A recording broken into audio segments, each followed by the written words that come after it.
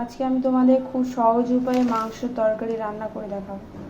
প্রথমে দেখতে পাচ্ছ এই যে মাংসটাকে ম্যারিনেট করে রেখেছি আমি। এতে নুন, হলুদ, লঙ্কার গুঁড়ো আর পেঁয়াজ বাটা, আদা রসুন পেস্ট মাখিয়ে রেখেছি। এটাকে ঢাকা দিয়ে রেখে দেবো।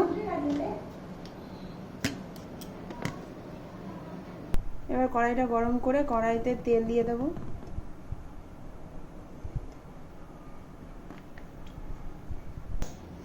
যেহেতু মাংসে লবণ দেওয়া আছে সেজন্য অল্প করে কড়াইতে তেল দেবো। তেলের উপরে লবণ দেবো।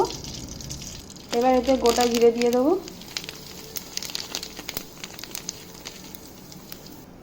দুটো শুকনো লঙ্কা দিয়ে দেবো। জিরেটা একটু লাল লাল হয়ে গেলে এতে আলুগুলো দিয়ে দেবো।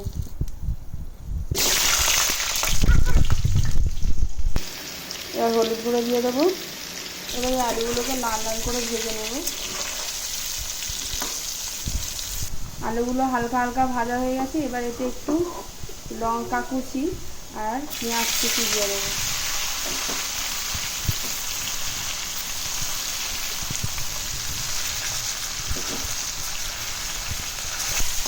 এবার এগুলোকে হালকা করে ভেজে নেবো। পেঁয়াজগুলো যখন হালকা করে ভাজা হয়ে যাবে তারপর এতে মাংসগুলো দিয়ে দেবো।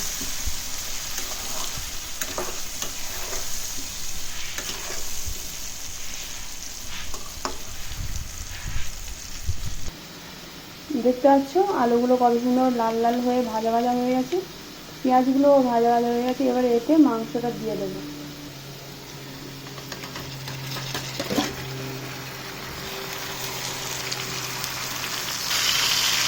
এটাকে কিছুক্ষণ কষিয়ে নেব সুন্দর করে।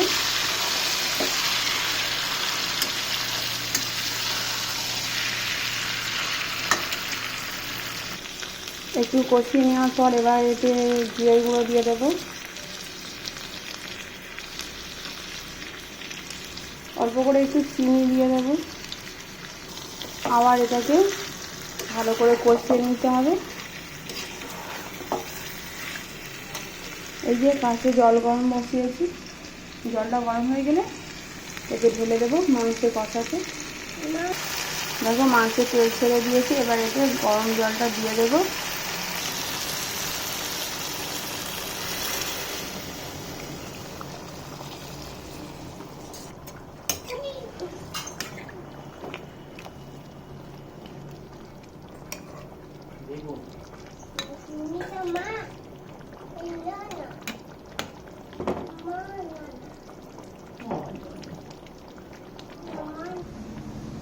দেখো জল দিয়ে দিয়েছি। এবার আলুটাকে মাংসটাকে সিদ্ধ হতে দেবো।